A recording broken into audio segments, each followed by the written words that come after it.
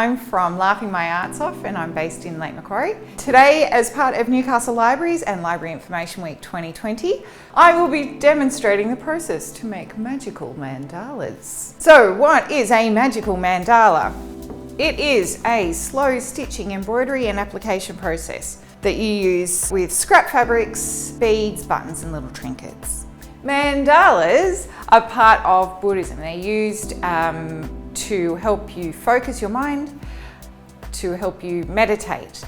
Mandalas normally are created with either sand or paint, but slow stitching works just as well because it keeps your fingers busy and your mind focused. The most important thing with these magical mandalas is that you find a quiet space. A nice sunny spot in your house is usually great, or next to a fireside, as long as you've got good lighting.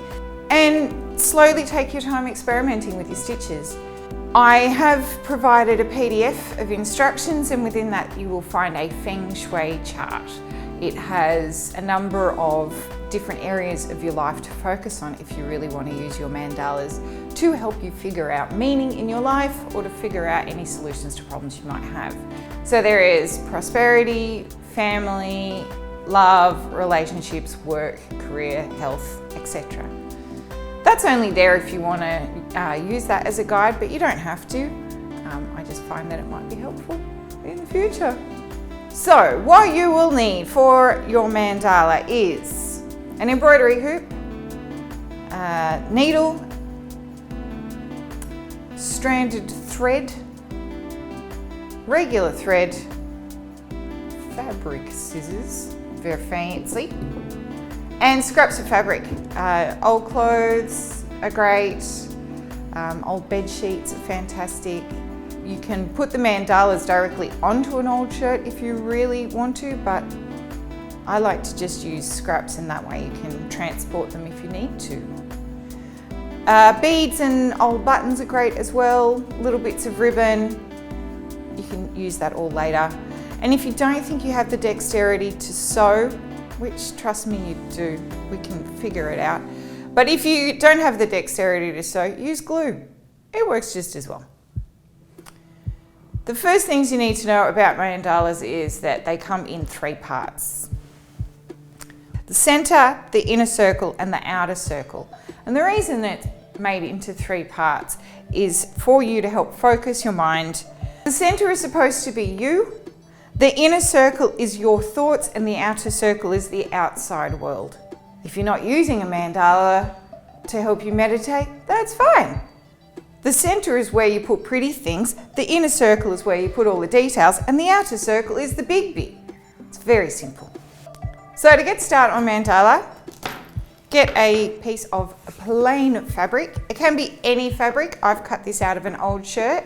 Plain is best. Don't use stretch when putting it into the embroidery hoop because it can warp a little bit, but you can use stretch fabrics as scraps. Felt is also a great fabric to use as a base, especially for younger hands. So put your fabric in the embroidery hoop and pull it tight, like a drum. Next, get an old shirt or a larger piece of fabric that you have. As you can see, this is an old dress, and cut out a circle, which I have done. Don't be too fancy about it.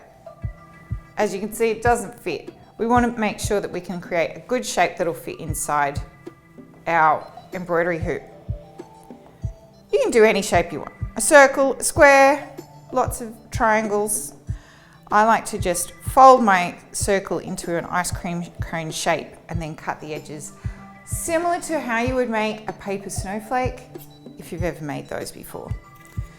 So I'll just cut some random edges, and that should be our outer circle, which is sort of looking like a square, which is cool.